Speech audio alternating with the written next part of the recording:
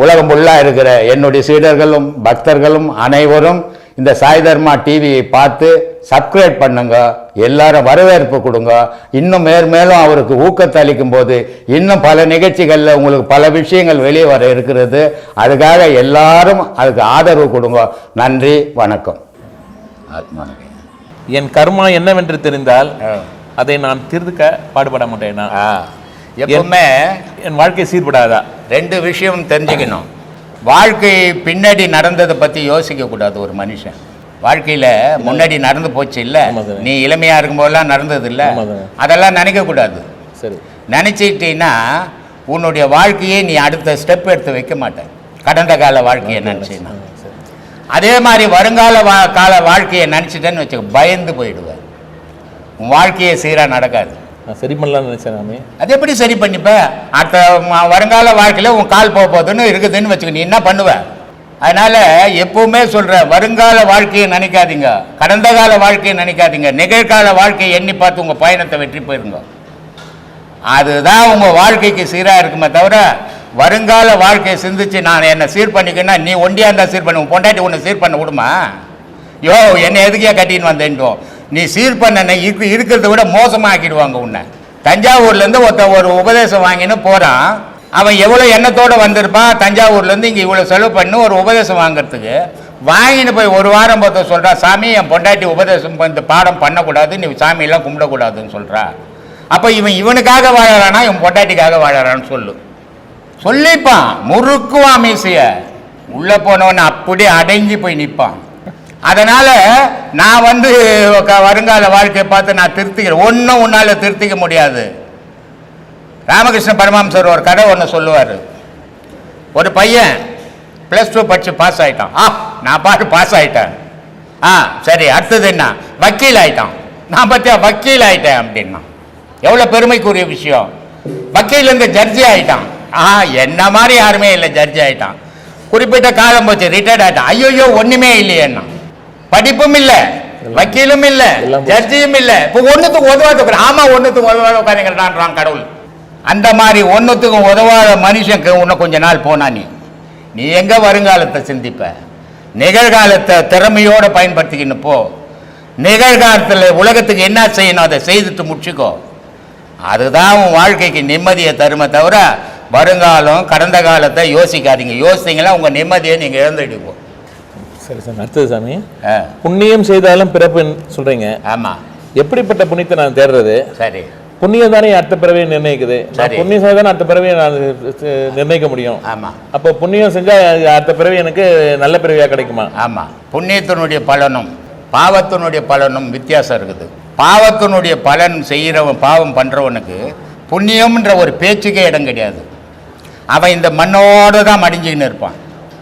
100 பிறவி எடுத்தாலும் இந்த மண்ணிலேயே இருப்பான். புண்ணியம் பண்ணிக்கின்னு வருவன் என்ன பண்ணுவான்னா 4 பிறவி எடுப்பான். 5வது பிறவி கடவுளுடைய காலடியில் நிற்பான். புண்ணியத்துக்கும் பாவத்துக்கும் உள்ள வேறுபாடு தான். எவ்வளோ பாவம் பண்ணுறியோ அவ்வளவும் இந்த மண் பூமியில் தான் நீ உலாவிக்கின்னு இருக்கணும், எத்தனை வாட்டினாலும். ஆனால் புண்ணியத்தை பண்ணும்போதும் பிறப்பு எடுப்ப. எப்படிப்பட்ட பிறப்பு?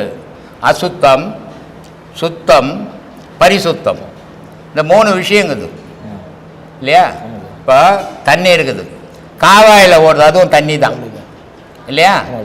கங்கையில் ஓடுது, அதுவும் தண்ணி தான். எதுலேயுமே பூமியிலே படாத பிடிச்சி வச்சேன்னா அதுவும் தண்ணி தான், டிஸ்டில் வாட்டர் இல்லை? அப்போது நீ என்ன பண்ணணும்? பாவத்தில் இருந்துட்டேன், தெரியாமல், எனக்கு தெரியாதுப்பா, நான் இது பாவம் இது புண்ணியன்னு எனக்கு தெரியாது, நான் இருந்துட்டேன். இப்போ குரு சொன்னாரியா இது பாவம் இது புண்ணியம்னுட்டு, நான் இப்போ அதுலேருந்து அசுத்தத்துலேருந்து சுத்தத்துக்கு வந்துட்டேன். சுத்தத்தில் நான் வாழ்ந்துன்னுக்கிறேன். என் வாழ்க்கை பரிசுத்தத்துக்கு போகணும். அதுக்காக நான் முயற்சிகளை பண்ணின்னு இருக்கிறேன். அந்த முயற்சியில் நான் வெற்றி அடைவேன் நம்பிக்கையோடு நீ வாழ்ந்தீங்கன்னா பரிசுத்தத்துக்கு வந்துடுவேன். பரிசுத்தத்துக்கு வந்தாலும் பிறப்பு உண்டு. ஆனால் அந்த பரிசுத்தத்தை இங்கே அழிச்சிட்டு இறைவனோட கலந்துடணும். அது பரிசுத்தத்துக்கு வழிவகுக்கும். சாமி, என் கண் முன்னாலே ஒரு கொடுமை நடக்குது. சரி, அந்த கொடுமையை பார்த்துட்டு நான் பார்க்காம போனா அதுவும் பாவம் தானே சாமி? எனக்கு உன் கண்மண்ணால ஒரு கொடுமையா நடக்குது? 1000 கொடுமை நடக்குது. 1000 கொடுமையை நீ தடுக்க உனக்கு சாமர்த்தியம் உண்டா? இல்லை சாமி. மகாபாரதத்தில் துரியோதனை 1000 கொடுமையை பண்ணுறான். கடவுளாலேயே தடுக்க முடியல. சராசரி நீ மனுஷன் எங்கப்பா தடுக்க? உன்னால் தடுக்க முடியாது. எவன் கொடுத்தானோ அவன் தடுப்பான், அதுக்கு அவன் உண்டு. நீ என்ன நினச்ச, நான் நினச்சா தத்துருவோங்க, நான் நினச்சா போய் நீ போய் மாட்டிப்ப இல்லை. அதனால நீ எதையும் தடுக்க வேணாம், அதை பண்ணாமல் இருந்தீங்கன்னா அதுவே போதும். நீ அப்போ நடக்கிறத நான் பார்த்துட்டு அவ்வளோதான். நான் ஏற்கனவே ஒரு வீடியோவில் சொல்லிக்கிறேன். போகிற ஒரு வழியில் ஒருத்தனை அடிக்கிறாங்க, நீ என்ன பண்ணுவ, ஓடிப்போ ஐயோ ஒருத்தனை அடிக்கிறாங்கன்னு பார்த்து மடக்குவ போய். ஆனால் நான் போவேன், அவன் அடிக்கிறான், அவன் கர்மா அவன் அனுபவிக்கிறான்னு போயின்னே இருப்பேன். இதுதான் உனக்கு எனக்கு வித்தியாசம்னு சொல்லியிருப்பேன். ஏன்னா இறைவன் ஒருத்தன் இருக்கிறான், ஒவ்வொரு செயலுக்கும் அவன் கண்காணிக்கிறான். அந்த கண்காணிப்பினுடைய விளைவை அவன் அனுபவிக்கத்தான் போகிறான். இன்னைக்கு நீ ஒருத்தரை அடித்த, இன்னைக்கு ஒருத்தர்கிட்ட நீ அக்கிரமம் பண்ண, நாளைக்கு உங்ககிட்ட இன்னொருத்தன் பண்ண தான் போகிறான். இதான் வழிமுறை. அதனால் நீ அதை எண்ணி பார்க்க வேண்டியதில்லை, நீ உத்தமனா வாழ வழி தேடிக்கும். இந்து மதத்தின் காலம் வந்து தெரியலன்னு சொல்கிறீங்க. எப்போ தோன்றிடுச்சுன்னு யாருக்கும் தெரியறதில்லை. மற்ற மதத்துக்கெல்லாம் காலங்கள் தெரியுது. இது சீக்கிய மதம், அதாவது கிறிஸ்துவ மதம், முஸ்லீம் மதம்லாம் வந்து ஒரு கால நிர்ணயம் இருக்குது அதுக்கெல்லாம். அதே பார்த்திங்கன்னா இந்து மதத்தை பார்த்திங்கன்னா கால நிர்ணயமே கிடையாது. ஆனால் அந்த மதத்துலலாம் ஒரு கோட்பாடோடு இருக்கிறாங்க. குருவை தான் தெய்வமாக மதிக்கிறாங்க, குரு சொல்படி தான் நடக்கிறாங்க. நம்ம இந்தியாவிலேயே பார்த்திங்கன்னா கூட இந்த சீக்கிய மதத்தில் பார்த்திங்கன்னா அப்படி தான் இருக்குது, ஜெயின மதத்தில் பார்த்திங்கன்னா அப்படி தான் இருக்குது. இந்த நம்ம ஸ்ரீலங்காவிலெல்லாம் பார்த்திங்கன்னா அந்த புத்த பிட்சுகள் எல்லாம் இருக்கிறாங்க. ஆனால் இந்தியாவில் மட்டும் பார்த்திங்கன்னா இந்து மதத்தில் மட்டும் பார்த்திங்கன்னா ஒரு குருவை சார்ந்த ஒரு அமைப்பு இல்லவே இல்லாமே இருக்குது. அது எதனால் சாமி? ஏன்னா நம்ம தான் பழமையாக இருந்தோம், நம்ம தான் ரொம்ப கட்டுக்கோப்பாக கோட்பாடோடு வாழ்ந்தோம்னு சொல்கிறோம் சாமி நம்ம அப்படின்னு நீங்களாக நினச்சிக்கிறீங்க. ஆனால் உண்மை அது இல்லை. கட்டுக்கோப்பாக இருக்கிறோம், ஒரு நியாய நீதியோடு நடக்கிறோம் நீங்களாக நினச்சின்னுக்கிறீங்களே தவிர உண்மை அது இல்லை. இப்போ நீங்கள் சொன்ன மதம்லாம் எப்படின்னா ஒரு சர்வாதிகாரம் மாதிரி ஒரு கட்டுப்பாட்டுக்குள்ளே இயங்கணும். அந்த கட்டுப்பாட்டை மீறி நீ சுதந்திரமாக எதுவும் செய்திட முடியாது. ஆனால் இந்த இந்து மதத்தினுடைய அமைப்பு எப்படின்னு சொன்னால் சுதந்திர பறவை மாதிரி. இப்போ ஒரு ஞாயிற்றுக்கிழமையானா ஒரு கிறிஸ்துவன் கம்பல்சரி வந்து மசூதிக்கு சர்ச்சுக்கு போய் ஆகணும். அவன் குழந்தை குட்டி எல்லாத்தையும் வச்சும் போய் அங்கே கும்பிட வைக்கணும். அதே மாதிரி முஸ்லீம் பார்த்தீங்கன்னா வெள்ளிக்கிழமையானா அவன் போய் 5 வேளை ஒரு முஸ்லீம் தொழுகை நடத்தி ஆகணும். நீ எத்தனை வேலை எத்தனை கோயிலில் பாடு சாமி கும்பிட்டு சொல்லு. அவனை பார்த்தோம் சரியில்லை, இவனை பார்த்தோம் சரியில்லை, நான் என்ன செய்தேன் யோசித்தியா? யோசிக்கவே இல்லையா? பொண்டாட்டி பார்த்து கோயிலுக்கு போயிட்டு வா, போயா என்ன தான் போகிறேன்.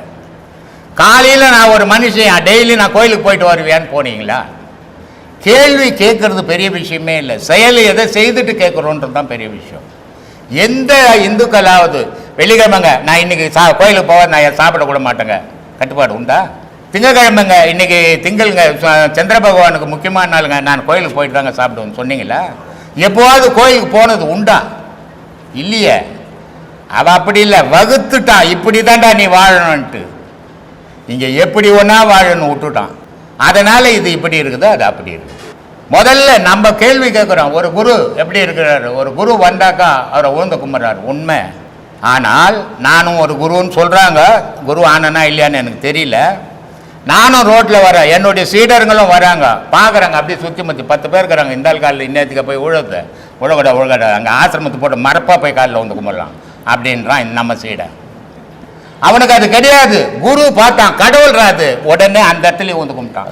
அவன் தான் சீடன். அதனால தான் இங்கே சீடன் இல்லைன்றது. நான் இந்த ஆசிரமத்தில் எனக்கு சீடருங்க யாரும் இல்லை, எல்லாம் நண்பர்களாக இருக்கிறாங்க அப்படின்னு சொல்கிறது காரணமே அதுதான். ஏன்னா இங்கே என்ன ஒரு குருவாகவே யாரும் நினைக்கிறது இல்லை. ஒரு மனுஷனுக்கு ஒரு பேர் வச்சா மூர்த்தின்னு பேர் வச்சா மூர்த்தின்னு கூப்பிடலையா? அது மாதிரி எனக்கு ஒரு பேரை வச்சுட்டு குருன்னு வச்சுட்டு கூப்பிட்றாங்களே தவிர குரு தகுதியான செயல் இங்கே யாரும் செய்யறதில்லை. அதனால் மற்ற மதத்தை ஒப்பிட்டே நம்ம பேச முடியாது. அவன் ஒரு கட்டுப்பாடு ஒரு வகுத்து வச்சுக்கிறான். இந்த நேரம் ஆனால் நீ கிளாஸ் நடத்தணும். சரி, ஒன்றும் இல்லை, வண்ணாரப்பேட்டை பக்கம்லாம் போனீங்கன்னா ஒவ்வொரு பெரிய பெரிய கடைங்க எடுத்துகிட்டு இருப்பாங்க. சாயந்தரம் ஆச்சுன்னா 5 மணிலேருந்து 8 மணி வரைக்கும் குரானுடைய பாடம் கிளாஸ் நடக்கும், டியூஷன். இங்கே எங்கே இந்து மதத்துக்கு டியூஷன் நடக்குது காட்டு? அப்போது அவன் இளமையிலேருந்து அதை ஊற்றி ஊற்றி ஊற்றி ஊற்றி வளர்க்குறான். நீ ஏதோ காட்டில் பிறந்த மாதிரி ஏதோ வந்தோம் பிறந்தோம் வளர்ந்தோம் சாப்பிட்டோம் பத்தோம் தூங்கணும் இப்படி வாழ்ந்துன்னுக்கிறீங்க. இது ஒரு கட்டுப்பாடு அற்ற மதம், கட்டுப்பாடு கிடையாது.